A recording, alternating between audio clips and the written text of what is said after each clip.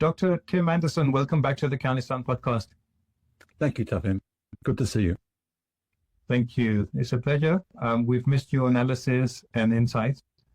Just to, for the audience's sake, I've been trying to get this session organized for some time now, but it's been a bit difficult because Tim's been traveling a lot in recent weeks and months, which was actually why I thought this session is even more pressing because of some places that Tim's visited. So, Tim, tell us a bit about where you've been traveling and what you've been up to. Well, as you say, I've been traveling to a few different places. I think the ones that you're interested in at the moment are the ones in West Asia, Yes. Syria, Lebanon, and Yemen, but also Iraq and Iran and some other parts of the world because I'm involved in some networks which are international, basically. Honestly, okay. So you've been to Iran as well. So tell me, because the first time I spoke to you, you were on your way to Lebanon. What was the situation on the ground? After all of the bombing and everything that's been going on, what's the situation like there? So I did spend some time in Beirut and I went to South Lebanon also, which is devastated, really. It's like Gaza. You've seen what Gaza looks like. Some parts of Syria look like that. Most of South Lebanon looks like that. But in the case of South Lebanon, they repelled the land invasion by the Israelis. Of course, the problem is that neither Lebanon nor Hezbollah have ever had really any sort of serious air defense. So the Israelis have always had the advantage in the air, and their bombing was devastating of the south and also of Beirut. Of course, you know that they destroyed entire building blocks chasing one particular Hezbollah commander or another, basically. So you have huge, it's not craters really. It's like huge holes in the city blocks where whole apartment blocks have been destroyed. And I think they killed around 8,000 people, and the bombing has resumed also from the air. But as I said, there was a huge effort to repel the ground invasion, which involved not just the Lebanese militias from the Shia side, the Hezbollah and Amal, but also almost all the Palestinian factions had representation in Lebanon. So they were involved, Hamas, Islamic Jihad, the Popular Front, they were involved in defending some of those villages in South Lebanon. And not one of the South Lebanese villages were taken, despite all of the loss of life. They repelled that, the ability of the Israelis to completely take some of those villages. They still occupy some land down there, and they've been bombing from the air. But the villages were back. I was down visiting there, and in all the destruction, a little bit like Gaza, I suppose, that they're sitting around drinking tea. They've lost many, many friends. They've lost their houses in most cases, not all cases, but in most cases. But they're still there on their land, drinking tea and smoking akili and so on. So it's an extraordinary sight, really, South Lebanon there. But Beirut, it's a shattering thing too. People are going through all sorts of different psychological trauma, including children, of course. Children, a friend of mine, have their own trauma from seeing these devastating attacks on city buildings. I remember being shocked myself more than 40 years ago watching the invasion of Beirut in 1982 on little black and white television screen. But I couldn't believe that they were simply shelling a major city like that back in 1982, and then of course followed the massacres of the camps in South Beirut, the Sabra and Shatila. But that's happening again, and it's really a terrible trauma, particularly for children in Lebanon. A lot of people are quite damaged, quite depressed, I would say, by what's gone on. But nevertheless, there's a great spirit of resistance still in Lebanon, and they haven't surrendered. They're not going to surrender. And even though they have a very reactionary prime minister at the moment, he has had to acknowledge that there's no possibility that Lebanon or the Lebanese people are going to normalize with the Israelis, their traditional enemies, who have invaded Lebanon many, many times. And if it were not for the resistance in Lebanon, of course, most of South Lebanon would be North Israel these days. So everyone knows that. Yeah, it's true. Obviously, Israel, the USA have had like a active policy of ensuring that Hezbollah or Lebanon doesn't have an active air defense, actually, any of the countries there apart from Iran. And it's pathetic, this whole policy that they've had of just causing as much misery to civilians and innocent people as possible. So it's so sad to see all of this destruction that's going to take a long, long time to recover from. What about, because as you say, Hezbollah defended the south of Lebanon very successfully, and then the fighting stopped as a result of the kind of ceasefire that was negotiated, which Israel never really honored at all. However, fighting kind of stopped to a degree. But since then, there's been a lot of talk about Hezbollah being weakened because of the top leadership being decapitated in the organization. So from an organizational point of view, did you get a sense of like what the strength is of Hezbollah, not just the strength, but the spirit of resistance and how Hezbollah is perceived in the country? It's certainly true that some serious damage was done to Hezbollah at the leadership level, but also the munition dumps. There was a great penetration of Hezbollah intelligence by the Israelis. A lot of people admit that. The Israelis managed to destroy a large amount, if not a majority, of Hezbollah's stocks of missiles.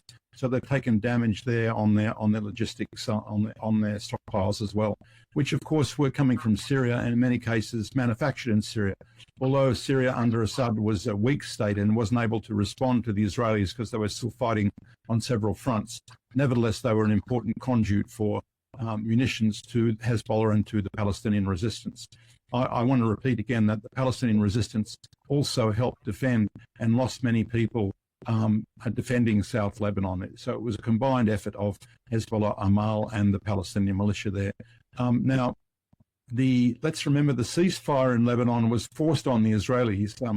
Netanyahu didn't want to do it. We know Netanyahu is on this trajectory where as soon as the war ends, he's finished politically in Israel because of the increasingly number of scandals about the corruption of his own regime.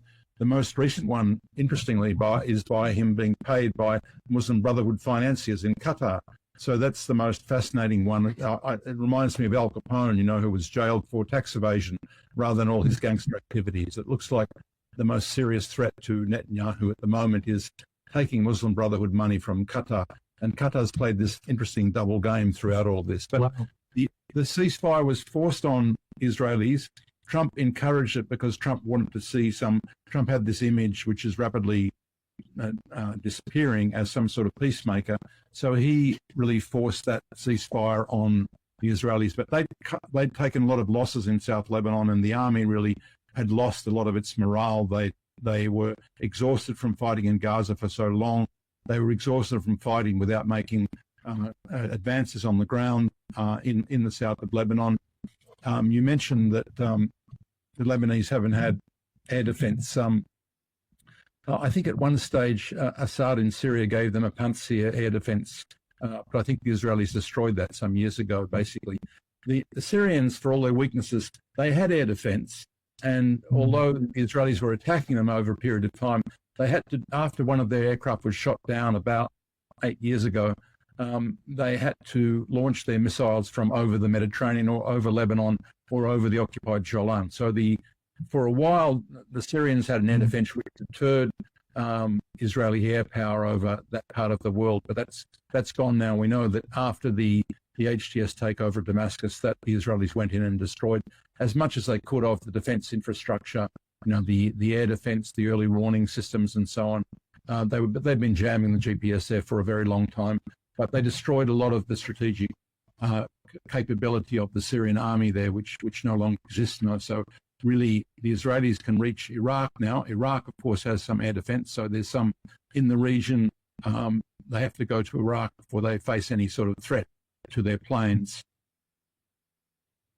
Also, we'll talk about what's going on inside Syria, but if we talk about the impact of what's happened in Syria, the impact of that in Lebanon, how do you see that, like with supply chains broken for Hezbollah, but communications maybe also? So do you think that is like a permanent thing, or do you think that there might be some agreement between the current Syrian government or factions within that and Hezbollah in future? Do you see any possibility of that?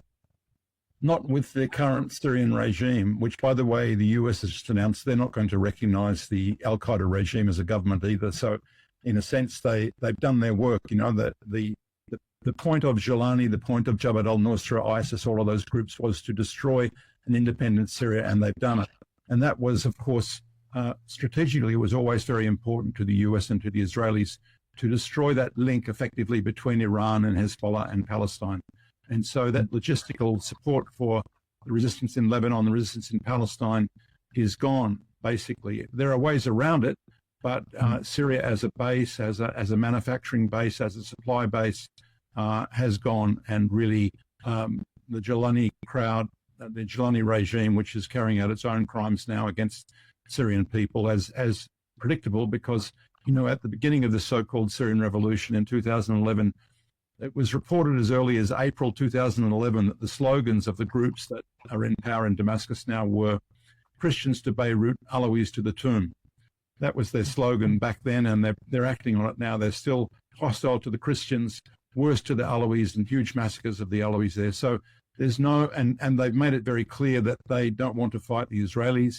Their enemy is rather Hezbollah and Iran. So they've adopted the baggage of the Israelis and the US without a formal alliance with Israel. But we know that there's no possibility that the Jilani crowd is going to be drawn into the resistance there. At the same time, it seems that at least the Trump administration has realized that there's no amount of whitewashing of Jilani and his past and his gangs, which have been carrying out horrific massacres on a very large scale, involving tens of thousands of mainly Alawi minority people on the coast and in the central region around Homs and Hama, but also to some extent Christians and Shia and some other minorities. A lot of the Shia sought, and I believe got, political asylum in Iraq early on. They were camped near the Lebanese border. They went across the border.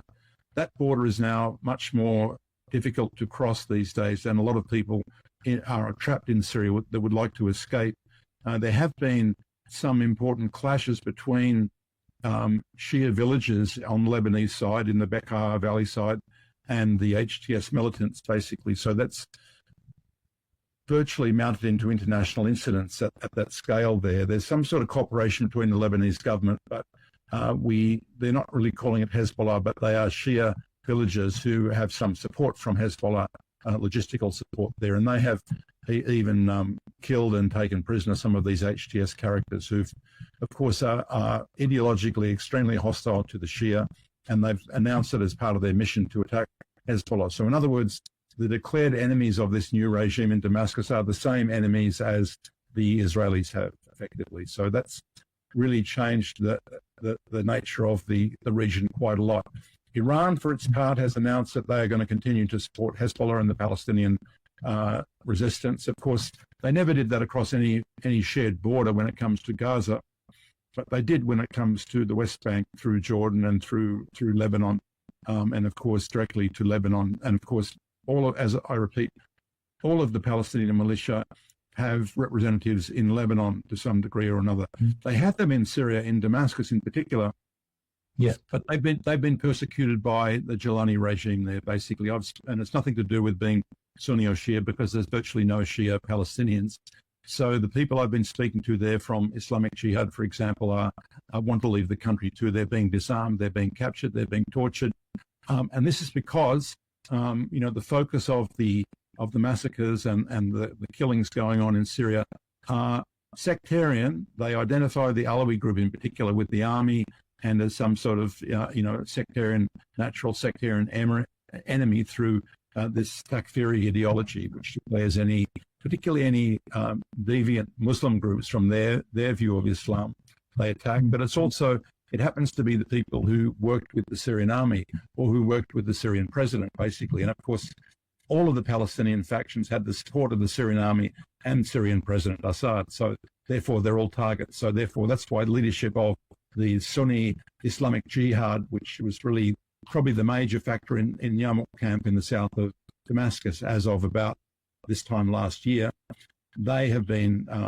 imprisoned and tortured, and some of them killed, and others want to leave the country now because the Jilani group is trying to disarm all of the Palestinian factions. So the the safe haven that Palestinian resistance groups had in Syria is no more, basically. So there's a big change on that front too. Yeah, Tim, it is, well, to me, it's been surprising how very serious kind of commentators in the West have been so kind towards the whole HTS and saying that regardless of what happened, we must give them a chance to create a new government, which is all fine, but to completely ignore their past and to ignore what they stand for, and not just the top leadership, but all the alliance that they built over time, and to completely ignore that and say that we must give them time to now build Syria as if nothing in the past matters. It's been very surprising to me. But also, so inside, even in the Sunni areas where, so HTS are Sunni, but even in the Sunni area, not all Sunnis have the same kind of, as you said, like HTS may consider a lot of them heretics as well. So it's not like necessarily united front. They work with the army. They'll target them if they work with the army or they work with the government. After all, the army was killing the HTS, ISIS, Nusra comrades for years and years. So they want that sort of revenge too. That's an important element of it. But I have a number of Sunni Muslim Shia friends, and some of them remain very committed to the idea of a secular or pluralist Syria. So they don't like the idea of Muslim Brotherhood or sectarian Takfiri regime. But even some of the more conservative ones who thought, we'll wait and see, they've changed their line, it's not as bad as we thought. I think a number of them were living in a bubble, living in some sort of denial. But that bubble was popped with the huge massacres that were taking place on the coast, and that's really shocked a lot of even conservative Sunni people who thought, we'll keep our head down, it's not as bad as we thought, things may get better and so on. That shocked a lot of them out of their complacency. I don't know that they're necessarily doing anything about it, but I mean, there was certainly a lot of people who were, and I think this is an interesting phenomenon, ready to fly the Red Star flag, very, very quickly. And one friend of mine said, this indicates a failure in Syrian education under the Ba'athist system, because they were so conformist and so ready to fly the flag they were expected to fly. In my interpretation, most of the people that were putting up the so-called Free Syrian Army flag, or whatever it's called, the old French Mandate flag, as some other people call it, and mainly it's because they wanted to survive. It was a way of being safe. Yeah. There are also people who thought they might see if they can reposition themselves in the new regime, see if they can keep on life as usual with their work and so on. And some of them are doing it. Some of them in technical work and transport and health and so on are perhaps able to do that if they aren't targeted for some other reason. But some of them aren't. So even a lot of Alawi people, for example, thought, and still some of them perhaps still think that maybe they can put their heads down and not cause too much trouble, and they might get on with life as usual. But I think the scale of the massacres on the coast in particular is really shocked a lot of people out of that now. So it remains to be seen, I suppose, how people adjust to this. It reminds me a little bit of Iraq. With the invasion of Iraq, there were quite a large number of Shia people in Iraq who hated Saddam. And you I was going to say as well, it was very similar in the initial period. People kept their heads down, hoping that there could be some bridges built. But as they saw that they were kind of completely isolated, then they started resistance. Yeah, and Afghanistan for that matter, because I remember the young Member of Parliament, Malala Joy, she came to visit Australia early on after the invasion of Afghanistan. And she was saying, well, she was very anti-Taliban, but she said, well, we had one enemy. Now we've got three. We've got US and NATO, we've got the Taliban, and we've got the warlords that are allied with NATO, So we had three new enemies there. So same as you say, in Iraq, although a lot of principled Iraqis opposed the invasion, and certainly Iran opposed the invasion, even though Iran hated Saddam Hussein, he was their enemy, they opposed the invasion. Yeah. But a number of Shia people did welcome the invasion, and then, within a few months, they realized, oh no, we've got ourselves into deep water here. This is really a very bad situation to have a US occupation. And then, of course, the US then incited this sectarian attacks, and they fomented the growth of sectarian terrorist groups in Iraq first before Syria, So it took a while for some of those people that hated Saddam Hussein to realize that they were in very deep water with the US occupation. And then, of course, they had the US fomenting ISIS, which was another huge danger. And then they had to mobilize all over again to defeat that enemy, because the US didn't help Iraq. Contrary to everything that they say, the US didn't help Iraq get rid of ISIS. But they used that as a pretext. And I think this is an important thing to understand why the US is now under Trump, is now not looking like it doesn't want to recognize Jolani and the HTS regime, even though they have been getting in some token minority people. They've got, a junior woman minister and an Alawi minister and a Christian minister. They're trying to make it look like, it's changed, the leopard's changed its spots. But really, the US has relied throughout West Asia and throughout North and West Africa on this method, this modus operandi, that they will foment terrorism. They will use the Saudis with their Wahhabi ideology. They will use Qatar with the Muslim Brotherhood network to foment ISIS-like groups, or Jabhat al-Nusra, HTS.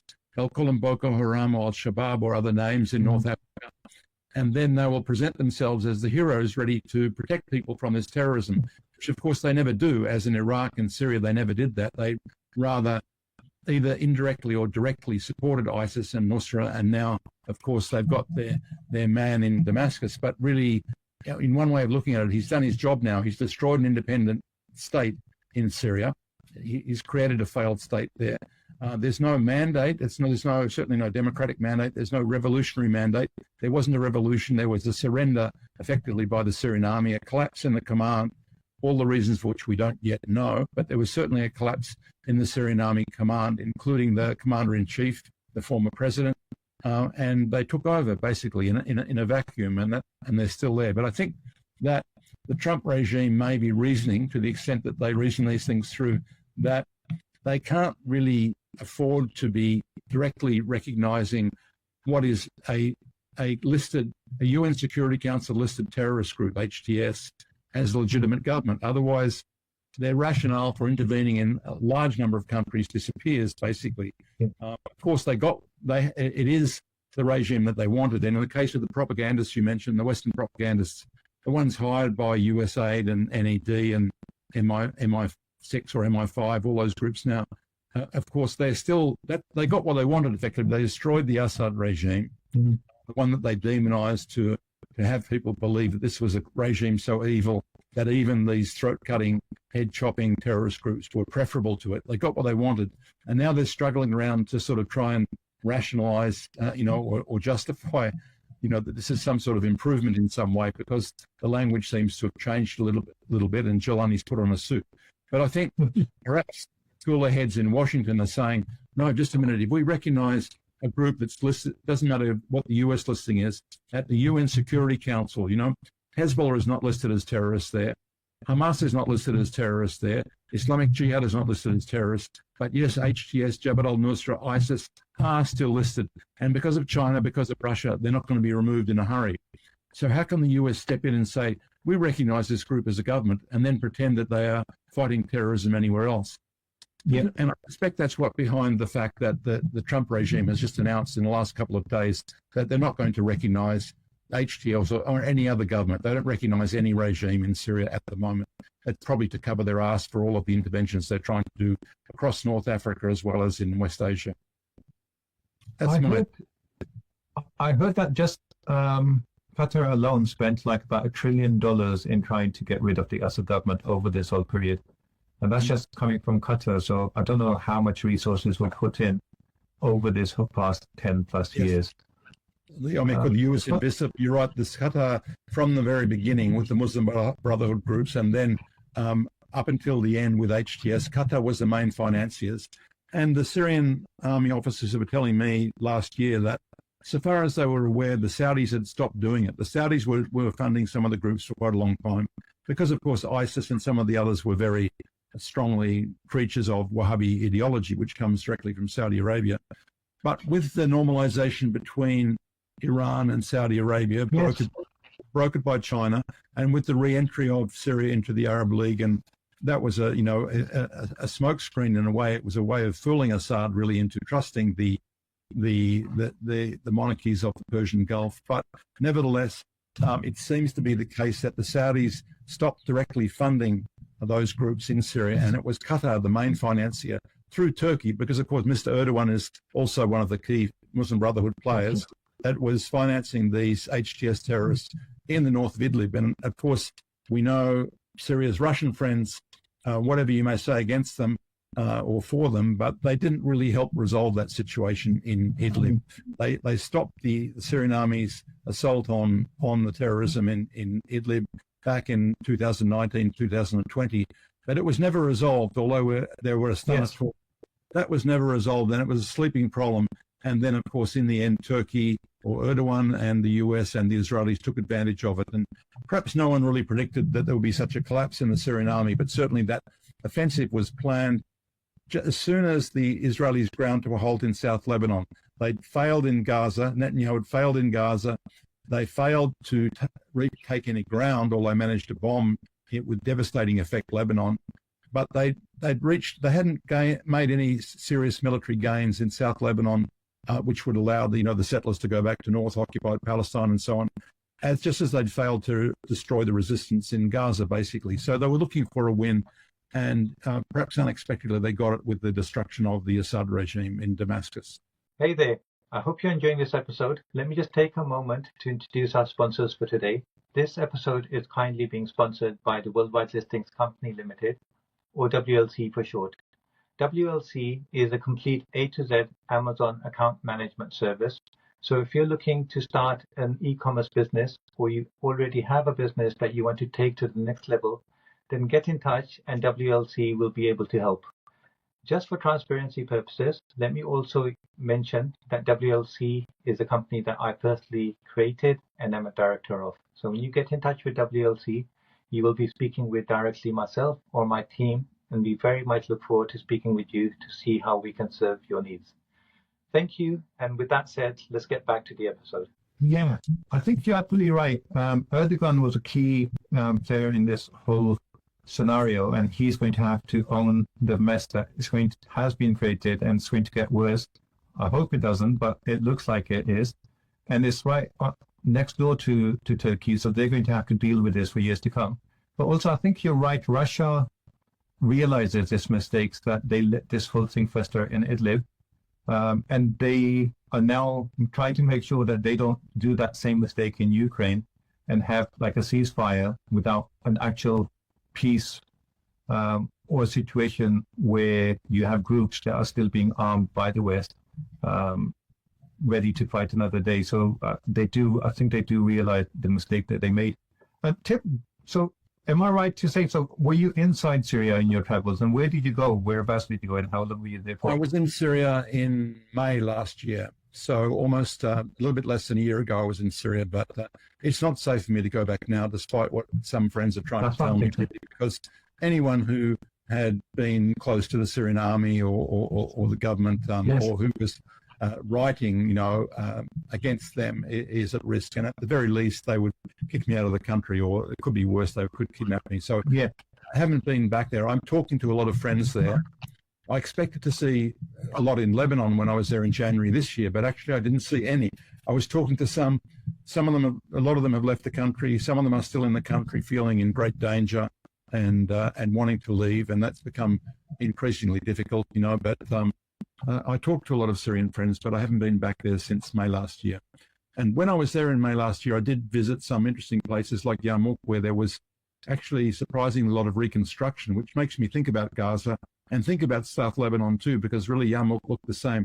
What happened in Yarmouk is that the Jabhat al-Nusra and later ISIS came in. They took over this large Palestinian suburb in the south of Damascus, and then there was the army put a cordon around it and tried to use the Palestinian militia to resolve things. But in the end, and there were a section of the Hamas militia, Al-Qassam, was helping Jabhat al-Nusra. They were wiped out by ISIS when ISIS came in. And in the end, most of the people evacuated. There was only a few dozen people that remained. In the end, there was the Syrian army went in, destroyed ISIS, drove them down south into Jordan, basically. And there was huge destruction in the Yarmouk suburb, something that resembles Gaza. And as I said, there was only about 50 people left there. during that fight. But when I went back there in May, there was 8,000 people there, and the suburb still look. They call it a camp, but really it's a big suburb. It's a very large suburb with its own cemeteries and all sorts of things. It looks like Gaza. It looks really destroyed, but people have gone back and managed to build. The Syrian government went in, bulldozed the roads, put in a water supply effectively, and with the rubble from the roads, people there have made building materials which they're using to rebuild houses. There were 6 schools when I was there. 3 of them operated by UNRWA, the UN agency for the Palestinians. And so it's amazing to see, people reconstruct their destroyed areas like ants or bees. You destroy their nests, you destroy their hives, human beings come back and do it. And I know that's happening in Gaza now. There are people who they look for shelter immediately, then they look for fresh water. It's a step-by-step process. So people will find ways to get some shelter from the rain and from the cold, and to get some fresh water, and eventually maybe some sort of power. And they had rebuilt sports facilities in Yarmouk, and there was a women's swimming pool.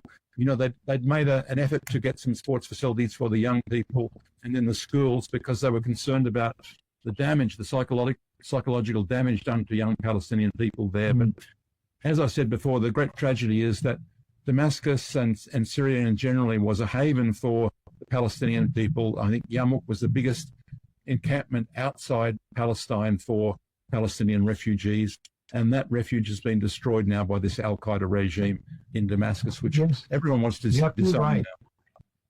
I remember myself when I visited Damascus many years ago, I met so many Palestinians, and they really kind of took me in and kind of showed me around the whole country and everything. But it was amazing. One thing I'm really interested to know is, what is the current relationship, or how is the relationship between Muslim Brotherhood and this HTS regime? Is the Muslim Brotherhood included, or are they seen as an enemy, or what's the relationship like? They're very much included, because although there was falling outs between the Muslim Brotherhood groups and the Wahhabi-inspired groups in the past, because they had different sponsors, it was to do with the fact that the Saudis have been intensely jealous of Qatar for a long time, basically. And, they made an aggressive move, or MBS made an aggressive move against Qatar in 2017. Luckily for Qatar, Iran opened its arms and gave airspace and a whole lot of support to Qatar at that time. I don't think Qatar has responded in kind to Iran. They haven't been grateful in terms of the help that they got from Iran back at that time. But for a lot of the time, the Muslim Brotherhood groups in Syria, like the Khalid bin Walid and the Ara Sham, those groups, they worked together with the Takfiri groups supported by the Saudis, like ISIS and the other groups in East Ghouta, for example. But then when their sponsors fell out, they had these sorts of problems. But then, as I pointed out, the Saudis withdrew their funding in recent years with the reconciliation with Iran. And the Saudis were jealous of Qatar in other ways. Al Jazeera was a very successful media operation. They recruited a lot of BBC people and had this sort of credibility, undeserved credibility on everything except Syria, really, in recent years. But Al Arabiya never matched Al Jazeera in its reach, for example, or credibility. But the Saudis keep that sort of jealousy. They think they should dominate. They do dominate the Gulf Council Cooperation Group, but they think Qatar should be their creature, basically. But in the end, it was Qatar that was funding, the main funder for HTS. So although Jilani himself had been through Nusra and ISIS, so he'd got funds from the Saudis as well. In the end, Qatar was the main funder. But there are these contradictions that remain with Qatar's role, because they were linked to Hamas in the past, because Hamas really has, for a long time, had this hybrid character. In my estimation, it's this, that Hamas has had one foot in the resistance camp and one foot in the Muslim Brotherhood camp. And the Muslim Brotherhood camp made them, on the one hand, inclined to collaboration with imperialism, with Zionism to a degree, but it was never popular in Gaza. There were other Muslim Brotherhood groups in Gaza, and the strategy of the Muslim Brotherhood always was deal with your secular rivals first and then the external enemy second.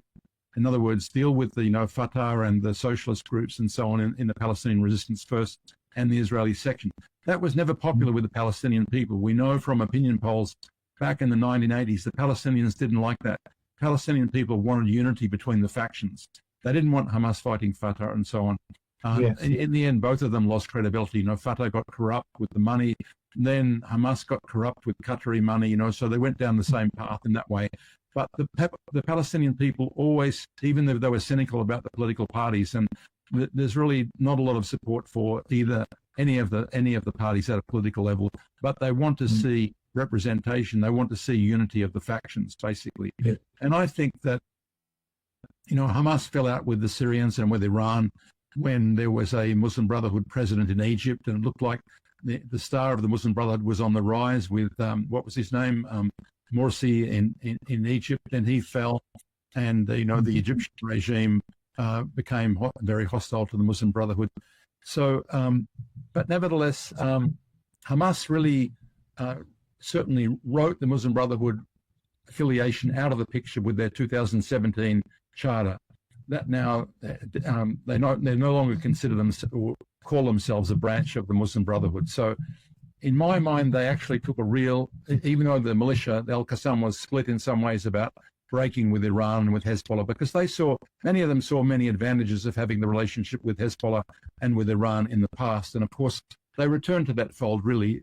Iran seduced them back with money and weapons and other sorts of support, basically.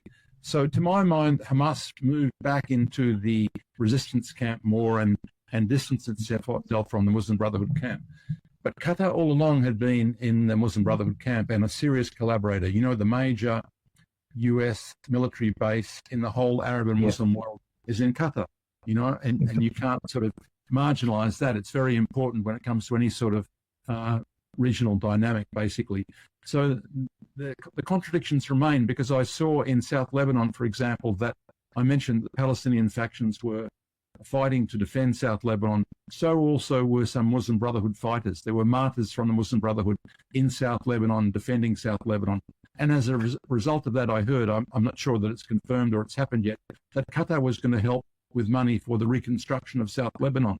Now, there's another interesting contradiction, because really the ideology of the Muslim Brotherhood is very hostile to Shia Islam. But nevertheless, they had that experience of being helped by Iran when they were in trouble with the Saudis. And now it seems like they took a part certainly in the resistance in Gaza and the resistance in South Lebanon. And so there may be some Qatari financing of some of that reconstruction in South Lebanon, whereas the Saudis, for their part, were apparently going to contribute to the reconstruction of Sunni villages in South Lebanon. So the sectarianism remains on the part of the Saudis, even though they'd withdrawn from that role in Syria for some time. So there is this contradictory nature of the Brotherhood, certainly so far as Qatar is concerned. To my mind, Hamas has moved away from its sectarian roots there, in the sense that, the late Yahya Sinwar, of course, acknowledged his the normalization with Syria and the affiliation with Iran before he died. So there has been a sea change, I believe, in the character of the Hamas leadership there and their cooperation with other Palestinian factions, rather than trying to destroy the other factions first and then the Israelis second. Obviously, they've taken a lot of sacrifice themselves. They sacrificed a lot of young men fighting for Gaza, resisting the Israelis, and recruiting large numbers of young Palestinian boys, in particular, in Gaza, basically. So I think there's been a big change to Hamas. But at the level of Erdogan and Qatar, it's still a very rich Sunni Muslim merchant network, which is, of course, doing business with the Israelis. As I said before, the latest scandal for Netanyahu is precisely taking money for his staffers directly from Qatar. So Qatar has this really multiple-faced operation. They lost the credibility when it came to the negotiations to the Egyptians, for example. So there's, in the background, there are these sort of jealousies going on too. And we know that the Egyptians have this, maybe there's some covert relationships with Hamas going on in terms of the weapons supply there, but certainly as regards the Muslim Brotherhood, the Egyptians under Sisi have resumed to a very hostile relationship to the Muslim Brotherhood. And maybe they see Hamas in different terms these days. Tim, I'd like to, before we end the conversation, I'd like to talk about what's going on in Iran and the possibility of a war between Iran and USA. But before we get there, another related area, Yemen, and it's an area where it's very difficult to get any information out of. And I was amazed that you traveled there. Did you travel there alone? Or because I heard there was other journalists, Pepe Escobar and some other people. Were you in that group, or were you a different? No, I went there just before. I went there in January, February. Yes, it was very hard to get into Yemen. I've been trying to go there for some years, and I had some friends there I was talking with, and I managed to get there in January this year. And I think I was certainly the first outside academic or Western academic to go there in 15 years, because of course there'd been a blockade, but also there was ever since the so-called Arab Spring, there was a lot of disruption in Yemen there. And then there was that blockade, which is sort of the easing of that blockade has allowed the opening, some transport openings, and of course some opening of the import of fuel and grain to Yemen, which has been important in recent years too. So I went by myself in January, and then we did see a number of foreigners. There were some Latin Americans who went soon after me as I was leaving. In fact, a couple of Latin Americans came in, and then there was a larger group of foreigners, about a dozen foreigners, who went for a conference on Palestine they held in March, last month in summer. Yeah. So that group with Mandela Mandela, Pepe Escobar, and a number of other people that attracted some publicity. That was an important breakthrough. Basically, they want to see it. They want that connection with the outside world. And online, we're developing some relationships. There's some Latin American colleagues who are now visiting Yemen also, and planning to visit in future. So there are some renewed openings there. Basically, some of the transport links are opening up, and as I said, some of the shipping links too, mainly through private business, because the fuel and grain coming into let's say the liberated areas of Yemen, because the Ansar Allah-led coalition government, which everyone likes to call the Houthi rebels, which is very misleading, really.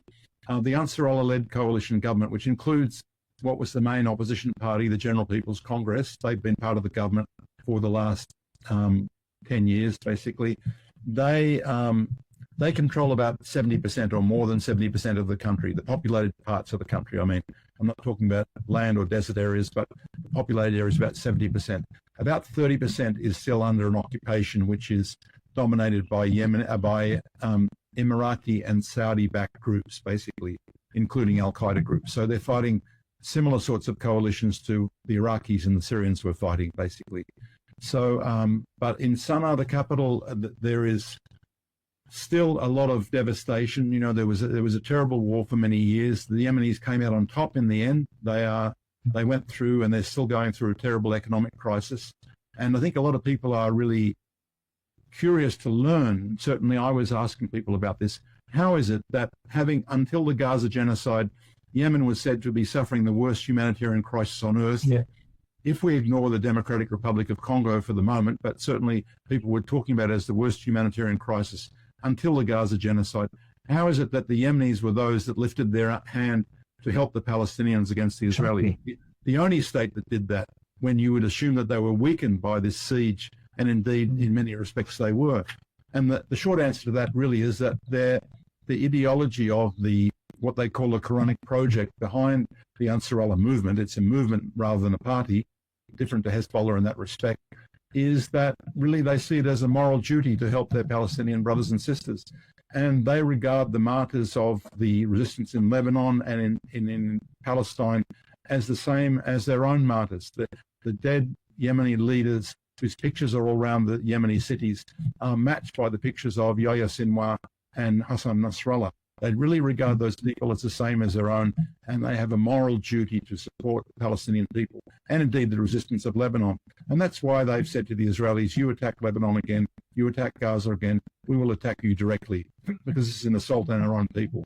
So they really have that strong moral conviction that the idea of tactics will come later. They're not thinking in a cautious way about what will be the consequences and what will happen, as the Syrians were and the Iranians still are, because of course in Iran, while they support financially and in other ways all of the independent peoples of the region, they are calculating in Iran that if we have a really serious assault on the Israelis, which amounts to an existential threat to the Israeli regime, the US will get involved, and then there will be an all-out war between Iran and the West. And I think that's one of the key factors that makes the Iranians more strategically cautious, as they call it. Yeah. So tell me, I have heard a bit about the difference, obviously, between the Houthi and the Ansarullah. But as you've been, obviously, as you're an expert in the area, but also now you've been there personally, what is the difference and what is the Ansarullah movement? So the Houthis are a clan, basically, a clan from the north part of Yemen, mainly from the Sadr province. And they were the founders of the Ansarullah movement back, 15 years ago, basically. No, 20 years ago, sorry, because the former president, with the green light from George W. Bush in the US, killed the founder of the Ansarullah movement, Hussein Badruddin al-Houthi. So they were the founders of it, and his younger brother, Abdul Malik Badruddin al-Houthi, is the leader of the Ansarullah movement now. So they created the Ansarullah movement, but the Ansarullah movement spread around the country, and it's a religious movement. They call it a Zaidi revivalism in a way, but really they call it, they don't pay so much attention to Imam Zaidi. They talk about a Quranic movement, which is very broad, Catholic in a sense, that they include a lot of the Islamic factions. They are not Shia in the sense that it's spoken of by the West, and it's not just Houthi rebels. They are an actual revolutionary government, the only real revolution of the so-called Arab Spring of 2011 arising from that, and they've certainly controlled most of the country since 2014. The UN Security Council, to its disgrace, really, without serious dissent, continues to recognize a former regime from 2012, which is now effectively in exile in Riyadh in Saudi Arabia, as the government. So they're propping up this idea that there's some fake government outside the country, which is the real government. They're all in five-star hotels in Riyadh in Saudi Arabia, basically. So to call them Houthi rebels is ridiculous. They created this Ansarullah movement. Ansarullah led this revolution, 2014, 2015. They then, contrary to perhaps also the propaganda, they included most of their political opponents. They split the General People's Congress, in part of which is now in Riyadh and part of which is in their government. For example, there's a man, Habtour, who was prime minister of the government, of the Ansarullah coalition government. He's not Ansarullah. He's from the General People's Congress. I think from 2017 to last year, he was the prime minister. Now he's in the Supreme Political Council. So there are important senior figures from the opposition who have been part of that coalition. It's a genuine coalition. And Ansarullah has a history of this, of trying to include, so far as possible, their opponents, if they're Yemenis and not outsiders, not outside mercenaries, in that government. So it's a genuine coalition government. It's a revolutionary government. They have an advisory council. They have an assembly. They have, but the leader comes from the Houthi clan. But it's wrong to call them Houthis or Houthi rebels. That's just really trying to belittle them and say it's some sort of family regime, like the Saudis, which is actually a family regime. There's no real state in Saudi Arabia. It's a lot of private companies associated with a clan. The Saudis are a clan, but the Houthi is a clan, but they created a movement which is much broader and includes a lot of people from many other groups and clans and other provinces now. Are Houthis the biggest clan in Yemen, or are they bigger? No, not necessarily at all. No, but they were the founders of this Ansarullah movement and with this Quranic project. So, as I said, they've included many other clans in that from other provinces. Basically, I went to a couple of other provinces when I was there. One of them is Beta province. In Beta province, it was heavily armed. People. The Yemeni army there are no conscripts in the Yemeni army there.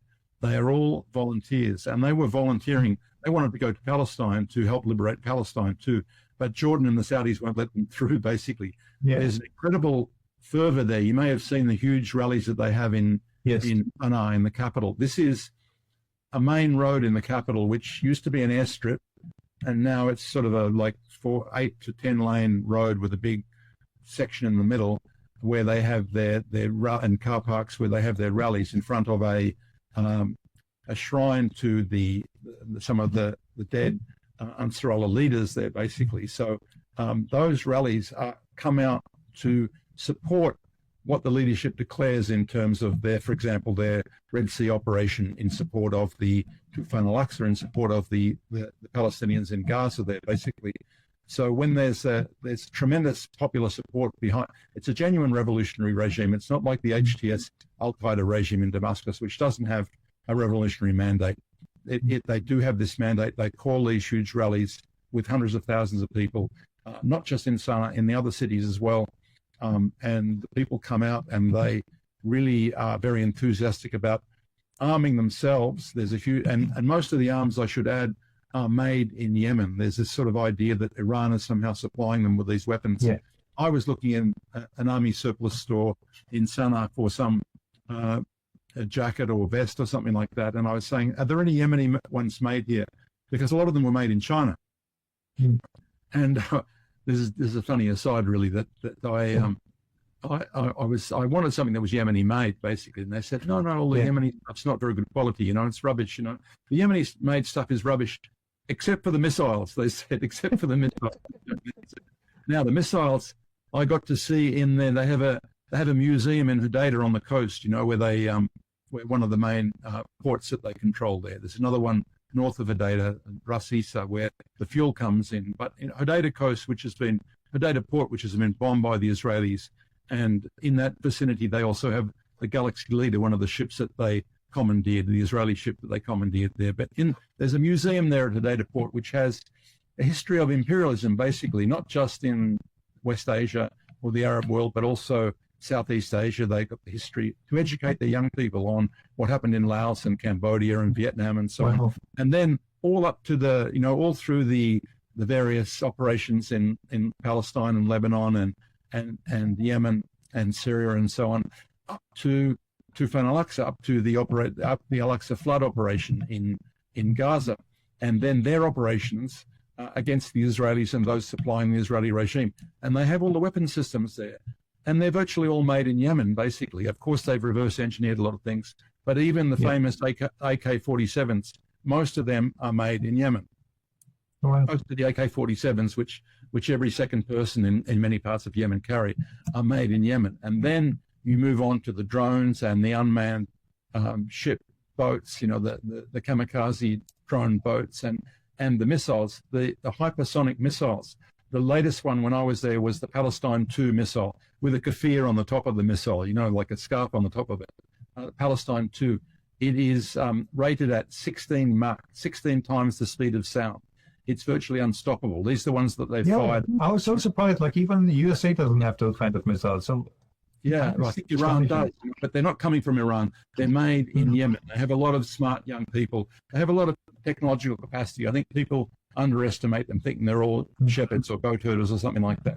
No, they have very smart young people. They've got control of their technology. And while they're lacking a lot of things, and there's a lot of poverty there, and while people think a lot of the quality of things made in Yemen are not that good, when it comes to the missiles, they're putting their top technology people into that. So that's what they're threatening the Israelis with at the moment, and the shipping there at the moment. And that even if they haven't sunk any US aircraft carriers yet, the aircraft carriers and the other ships are having to expend a lot of their defense mechanisms, to defend themselves from the various missiles that are being fired at them. Because from their point of view, one is the moral project, but the other thing is, and they will point to this, and they've got legal experts, under the convention, the 1948 Convention on the Prevention and Punishment of Genocide, there is a duty on signatories to that convention, and Yemen is one of the signatories, to act to prevent genocide, and that includes against the accomplices of genocide. And they say, this is what we're doing, not just according to our moral view of the world, but also according to international law. Who else is doing that? Who else is acting directly under that obligation to prevent the crime of genocide being carried out in Gaza? So they say that's what they're doing. Tim, also, what's the organizational structure like of Ansarullah? I'm just asking because it seems like USA is trying to repeat what Israel did against Hezbollah and decapitate their leadership. And if that was to happen, do you think the movement would survive? Well, as I said, it's a movement, not a party. So in a sense, it's a little more amorphous there. People join the movement without signing up as members, basically. And there's a parallel structure. From what I see, there's this Quranic movement is the core of it, basically, that comes from Hussein Badruddin al-Houthi.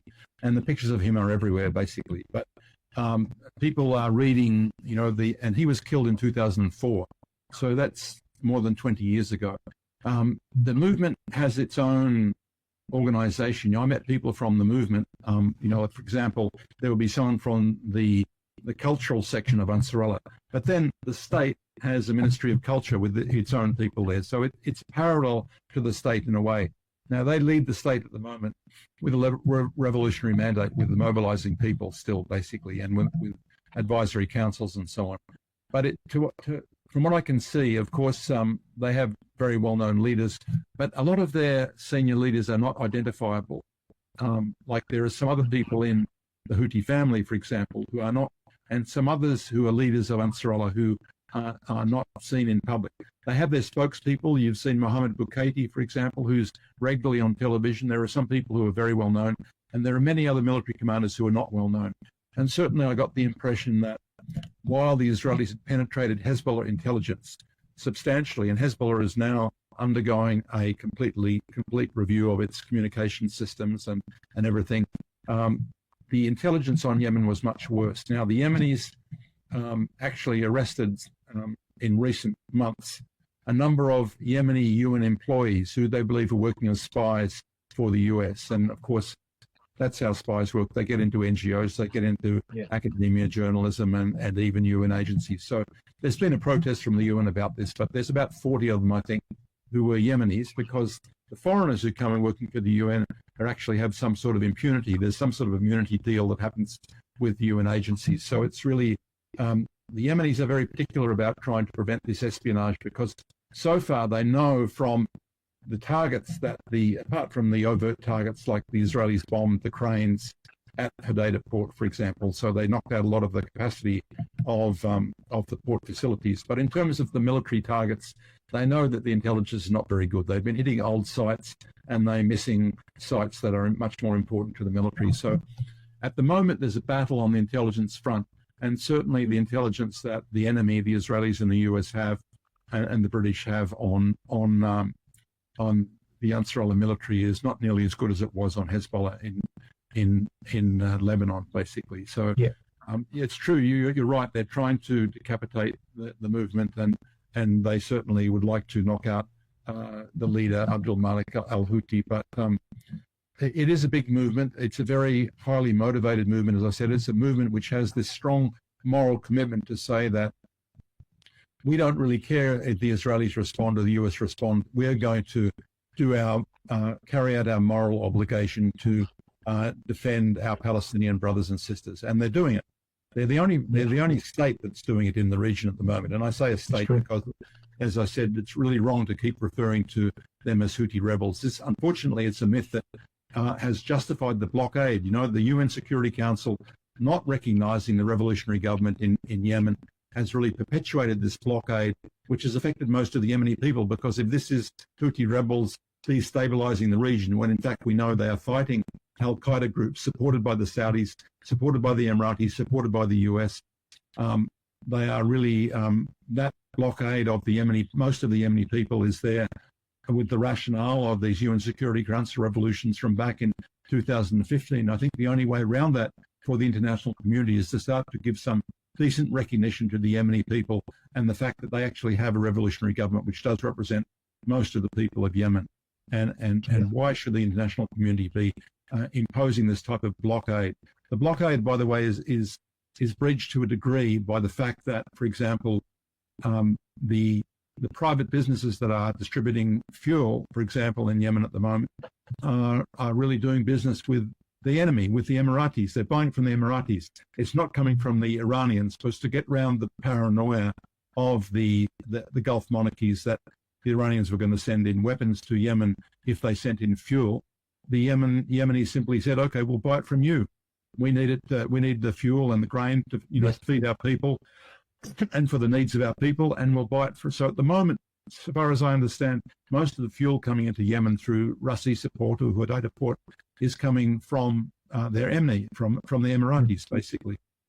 So to that extent, there is this private commerce across the so-called front lines of the occupation there, including, I believe, some commerce between Aden City and Sana'a City. But that's a dangerous front line for anyone else to cross, basically. It's certainly the occupation in Yemen is using al-Qaeda groups which have no scruples, including they've been kidnapping people, like kidnapping ordinary Yemeni citizens and UN workers, and then demanding ransoms, and covertly working with the occupation on these sorts of operations and suppressing the news of it. So it's a dangerous front line to cross, but because there are relations between private businesses in the occupied areas and in the liberated areas, or the areas run by the Ansarullah-led coalition, there is some breaches in that blockade.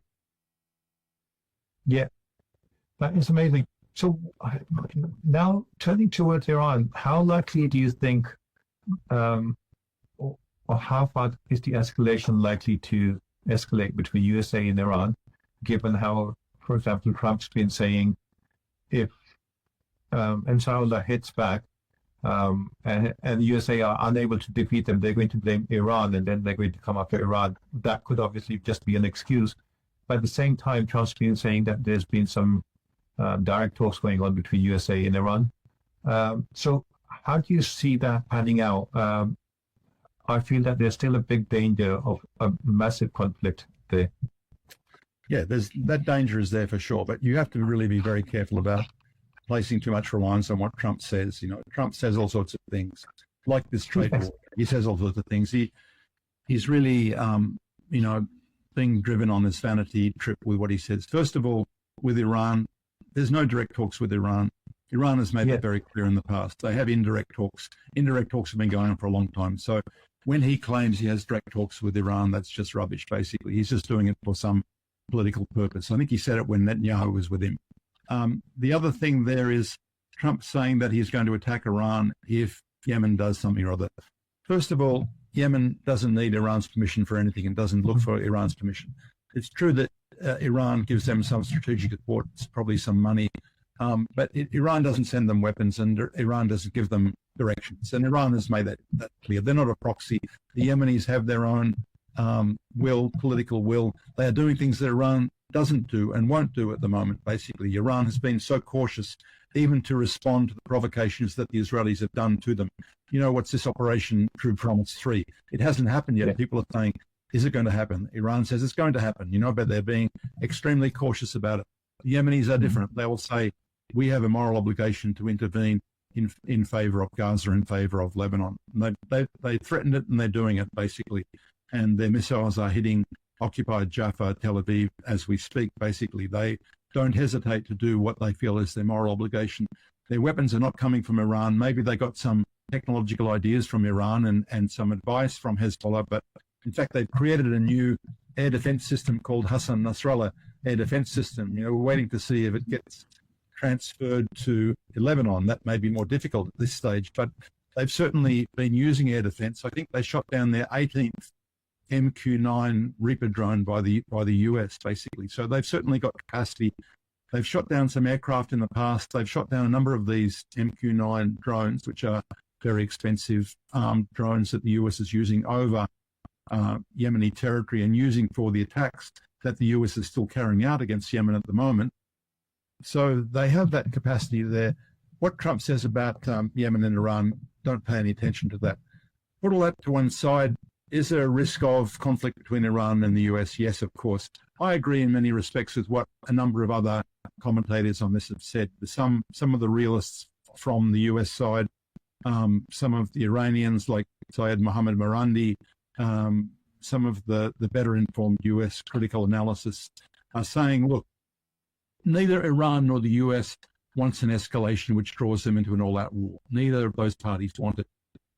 Iran, of course, has been improving its capabilities and showing off its capabilities to some degree as a deterrent. They're showing off the fact that we have a lot of these missile systems, these drone systems, Iranian drones, or their technology being used in Russia with great effect, not because they're sending them to Russia because the Russians got the technology and they have reverse engineered it, and they're using those things to great effect in Ukraine at the moment. So Iran doesn't want an all-out conflict with the US, but they've been preparing for it for many, many years. And they're thinking too that the one factor in the region is the Israelis, and Netanyahu in particular. Everyone knows now, every serious analyst knows that Netanyahu has got everything from his own personal side linked to ongoing war and looking for even,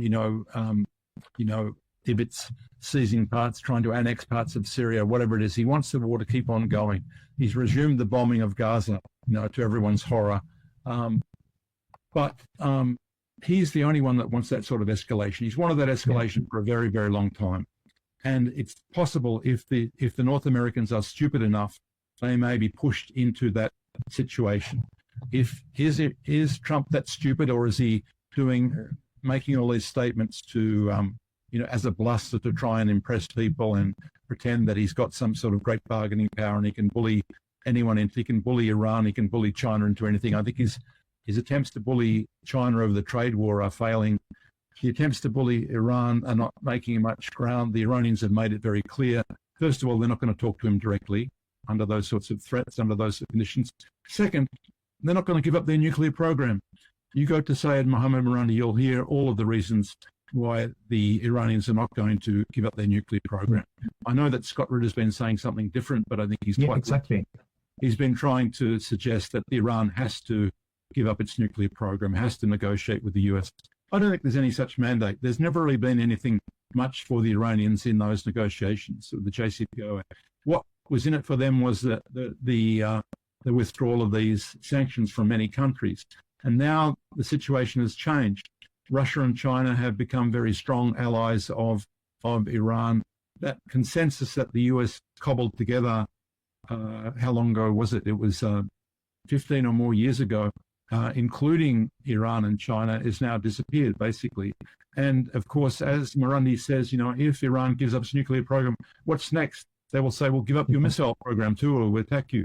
And the missile program is much more effective in terms of their defense because it's a very targeted thing. It doesn't have all of the moral problems of the indiscriminate weapons of mass destruction there, because the missiles are very precise and virtually unstoppable, so they're a much more effective deterrent and useful weapon, basically, as we're seeing in the Russian use of them, and to some extent the Yemeni use of them there. And also the Iranians have given a demonstration when they hit the Israelis in response for attacking and killing their people in Syria, basically. So Iran is not going to, contrary to what Trump says, is not going to fold and give up their nuclear program, whatever the apprehensions about nuclear weapons are. They're now saying, well, you can push us into having a nuclear weapon, but you can't push us into giving up our nuclear program, which has never been aimed at creating a nuclear weapon. And of course, from the US side and to some extent the European side, they'd always wanted to add things onto this nuclear deal, to add on, well, we want you to give up your missile program and so on. That's not going to happen, basically. So is the Trump regime stupid enough to keep pushing Iran to the point where, or China for that matter, to the point where they will, you push someone far enough and you'll get a reaction, as they found out with Russia. They kept pushing Russia with this expansion of NATO and a build-up of forces on Russia's border, and they got a reaction. So at some point, they can get that sort of reaction. In my mind, the Russian response, call it invasion, call it a special military operation, whatever you want, but it was obviously provoked. Even Pope Francis admits that it was provoked, and the Russians had to do something at some stage. So you can push someone so far. If they bomb Iran to a certain extent, they're going to get a reaction. Basically, if Trump allows Netanyahu to start a war with the assurance that Trump is going to support Netanyahu, they may get a war. There is that risk there. If the Trump regime is stupid enough for it, basically. We know Netanyahu wants it. We know in the background, the US deep state, the Iranian system doesn't want it. But can Netanyahu force it? Possibly, if the Trump regime is stupid enough. That's the danger there. I think you're right. I think also you mentioned Scott Ritter. I think a lot of people are really disappointed to hear some of his recent views about Iran. blaming Iran for its nuclear program, bringing it to the point where they can make nuclear bombs in 6 days or so, and also saying if they do not change that point of view, America will attack with a nation-ending kind of a strike and all of those things. But I think it's a little bit irrational. Obviously, like you said, the demands are not ending on stopping nuclear weapons. They don't want Iran to want to have missiles. They basically don't even want Iran to have like a foreign policy independent of Israel. But also, yes, if it did go down that path, USA could cause a lot of devastation, but they would have to take a lot of pain. Iran could cause a lot of pain, not just for America, but for the worldwide economy. And are they willing to make that sacrifice just for the sake of Netanyahu? Yeah, they have a lot of bases and they have a lot of personnel now. They have an increased number of personnel now in and around the Persian Gulf. Yeah. To start with. And also, I think the way that they're pushing China economically now, they put sanctions of like 120%, which means basically decoupling from China economically. And when you decouple from a country like China economically, it means that China has less to lose from if they now have a completely diverse political agenda. At the same time, they're kind of weakening their alliances in Europe.